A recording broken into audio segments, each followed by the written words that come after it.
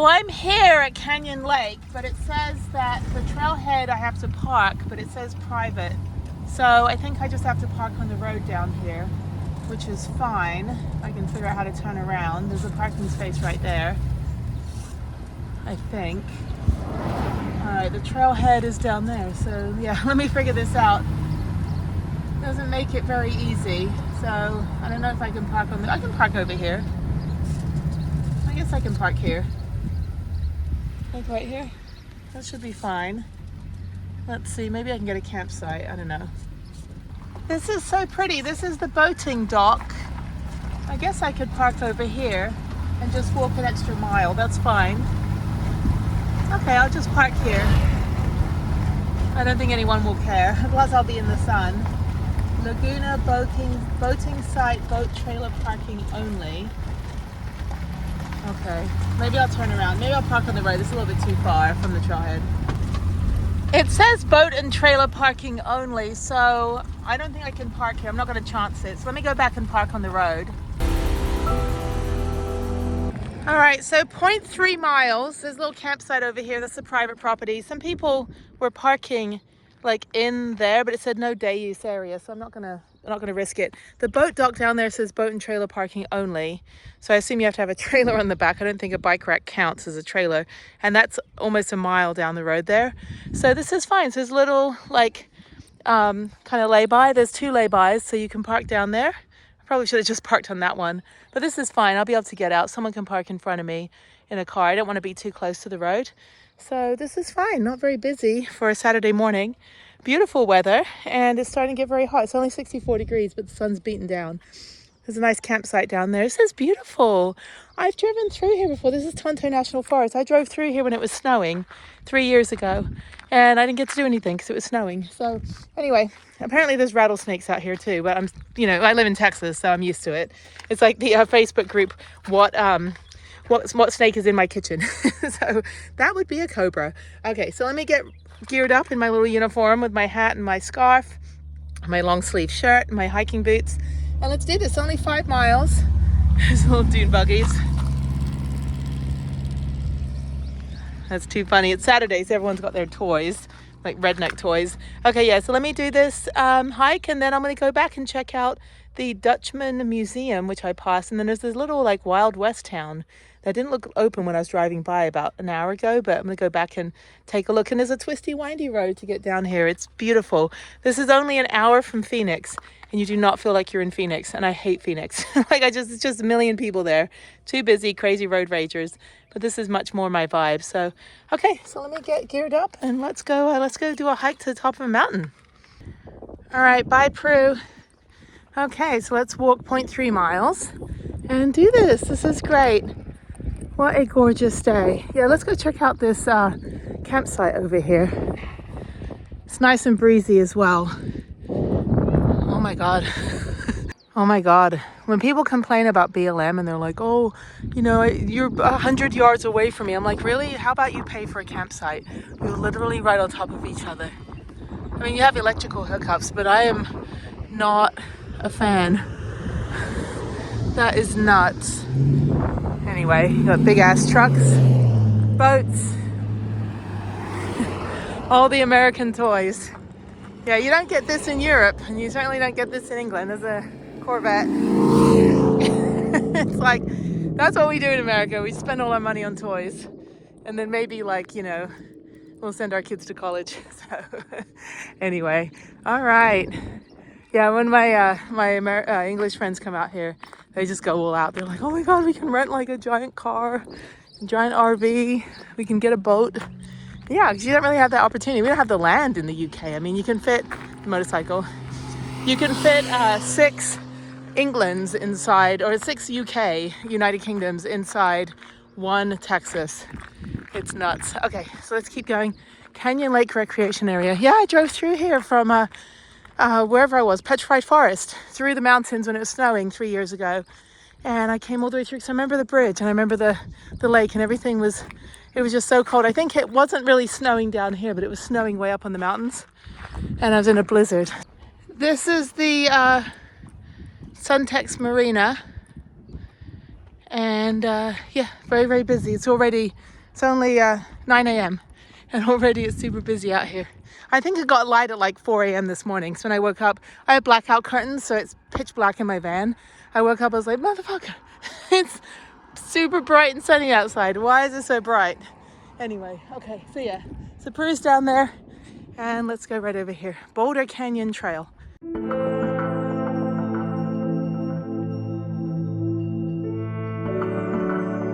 All right, we have a steady climb at the beginning, and then I think it evens out. This is great. I'm already this high up in like 2 minutes.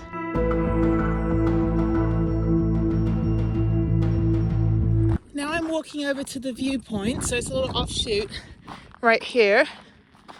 And then we'll continue on. This is great, really easy, not very difficult. I don't know, when I was watching some influencers on YouTube, they were like, oh, this is such a hard hike, blah, blah, blah. But I think they did a different hike. I don't know, there's a bunch of hikes around Superstition Mountain. I thought it was just like the Superstition Mountain hike, but it's not. So yeah, so you just go down here to the viewpoint. It's just great. I don't know, I think I'm hiking on limestone. So yeah, it's like limestone shale. But yeah, that's it. Wow, that is fantastic. There's a little river down there. All right, so this is the viewpoint. That's my thumbnail. I'm just kidding. Anyway, yeah, so there we go. The sun's in the wrong place to make me look good. Make me look good. Thank you. Let me go this way. More ambiance, more light. So this is fantastic. Okay, let's keep going all the way up there. That's where we're headed.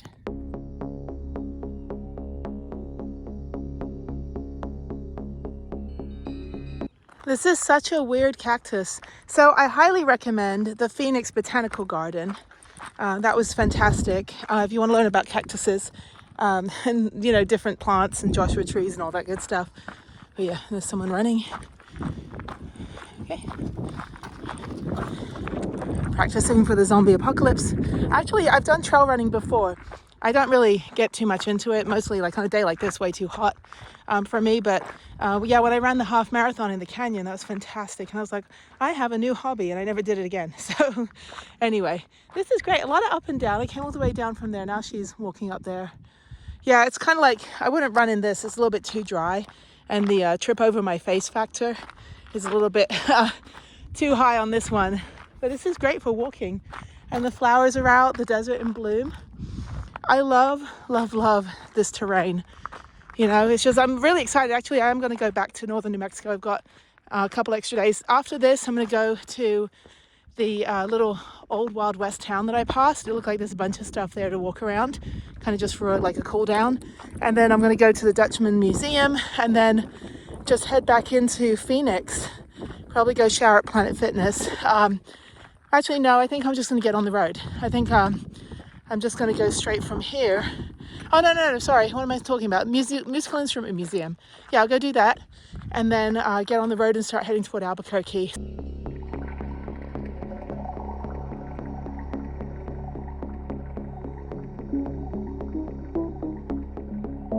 This is the part where they said it was overgrown. It's not really too bad, just this little bit here. This is great. So I'm almost at the top of the trail. So it's only like 2.5 miles up. So not taking me very long. Yeah, this is great. A little bit of up and down, not very difficult. But make sure you bring plenty of water and your grippy shoes. But yeah, no scrambles or anything and no like super steep elevation. So this is great. All right, so yeah, almost at the end. And then they got this weird like lava rock as well. That's interesting. Everything's volcanic. Once I go to one, you know, obsidian flow or lava field or hike a cinder block, now all I'm seeing is volcanoes.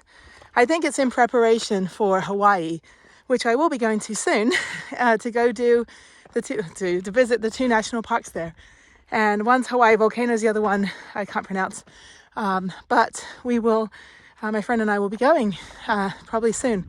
We'll go, you know, kind of get that out of the way, go for a few days, go over to Maui and Honolulu and all that good stuff. So yeah, when you have friends that have the means to take you places, it's awesome. Make friends with those people, whether it's just to, you know, be a buddy on a hike, or if they're pilots, or if they have a 4-wheel drive vehicle, it's all good. Those are the friends you need to make. Yeah, you can see the volcanic rock right there. It just kind of like pops up in the middle of this whole, oh no, there's more. Never mind. I spoke too soon. This is awesome. I don't know what the origin of it is, like where it came from. But a lot of it kind of comes out of the ground, which I learned when I was in Snow Canyon State Park in St. George, which I highly recommend. Definitely a hidden gem. Don't just go to Zion and Bryce. Go down to Snow Canyon, explore St. George. You can go in the lava tubes, as you've seen on the previous episode. That was super cool because that was liquefaction. That all came up from the ground. And, you know, having lived in California, we know a lot about earthquakes and stuff and tectonic plates and all that good stuff. Plus, I took a rocks class in college, so I kind of know about this stuff. But yeah, I mean, it's interesting. It's not just volcanoes exploding and erupting is the right word, but more that, you know, a lot of it, the magma kind of comes out of the ground as well. You know, the lava flow. And the cactuses are kind of cute. Some of them look a little naughty, but it's okay. Anyway, so yeah, this is beautiful. I've only seen a couple hikers going the other way, so I guess they started earlier. But yeah, I would say start early. Don't start at 9 like I did. Start, you know, at 7 or 8, just so it's a little bit cooler. But actually the weather's great. About 68 degrees, but the sun, like I said, is beaten down.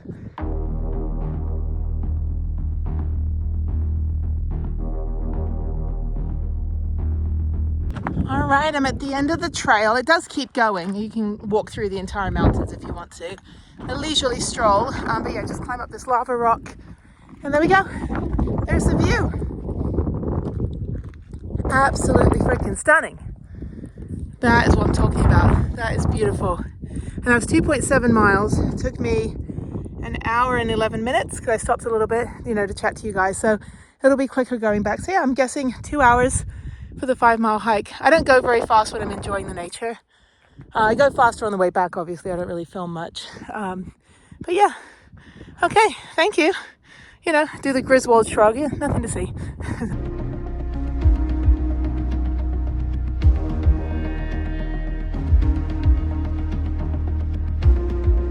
Okay, I came at the right time. Now it's getting busy. Dogs are okay as long as they're on leashes. Yeah, there's probably about 20 people down there. Okay, so I'm almost at the end, and then I'm going to go dump out my toilet and then head over to that little Wild West place and check that out. Yay, we're at the trailhead. Okay, so let me walk back this way to the van. There's this couple, they had a little baby. Baby's clearly dehydrated, bright red, and they're holding it in direct sunlight like it's a tray of lasagna. And everyone keeps telling the lady, the mom, she's like, and she's just yelling like, F you, F you. I'm like, lady, your kid's dehydrated. I've walked behind you 15 minutes and not one single time did you give your kid something to drink or a beverage. You're just holding it in direct sunlight, and it's hot out here right now. So yeah, a couple of people, there's another couple, one lady's a nurse. She was trying to tell the couple to, you know, like stop and put the baby in the shade for a little bit, but that kid was screaming. It's heartbreaking. I've seen people pass out in trails.